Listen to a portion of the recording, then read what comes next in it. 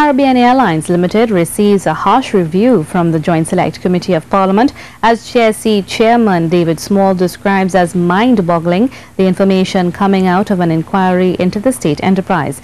The inquiry revealed discrepancies ranging from pilots abusing travel privileges to standard routes which see a worsening decline in passenger numbers. Janine Browne has more. Several operational practices within Caribbean Airlines Limited have raised a few eyebrows amongst members in Parliament's Joint Select Committee. Key among the concerns, pilots abusing their travel privileges.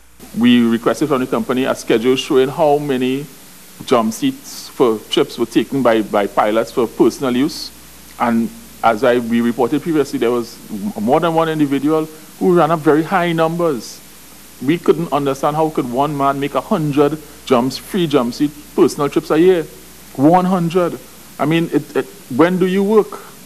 The committee recommends instead that the first 20 jump seats used for personal reasons be deducted from the employee's annual allocation of free travel, after which an additional 20 flights max can be accessed. CAL is also being advised to reconsider some of its standard routes to North American destinations, as records show a continuous decline in passenger numbers.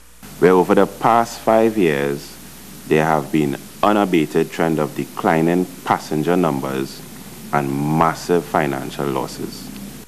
Chairman David Small says that this reality should serve as a clarion call for management to address the matter within the JSC's recommended time of 3 months. I have masses of information, and we won't put the exact numbers out there, but the losses the Caribbean Airlines have suffered on some of these routes in the past 5 years are massive, massive losses. Additionally, the JSC says it is peeved by CAL's hiring of foreign pilot staff when there is a clear abundance of local professionals who can do the job. We have enough, there are lots of pilots that we're aware of who are qualified and trained, can't get a job at Caribbean Airlines. Why are they advertising internationally for pilots? So this was an issue that particularly peeved this committee when, by their own admission, when they sought pilots locally, there was an abundant supply. The committee did derive, however, that the company seems to have a strong brand loyalty despite its several shortcomings. It recommends this be utilized to steer the company back to profitability. Janine Browne, C News. The Joint Select Committee of the Parliament is questioning Caribbean Airline Limited's practice of rehiring pilots after retirement and returning them to senior posts within the agency. The concern was raised during the committee's inquiry into the state-owned enterprise, and Chairman David Small said the action goes against standard public service practice. How could you be retired, be on contract, but retain seniority over people on the establishment? It doesn't seem to make sense, but we have the document in our records.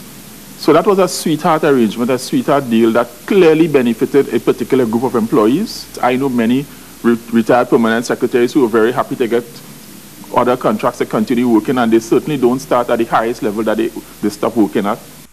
Instead, the committee proposed a mentorship arrangement where more experienced pilots can train incoming professionals.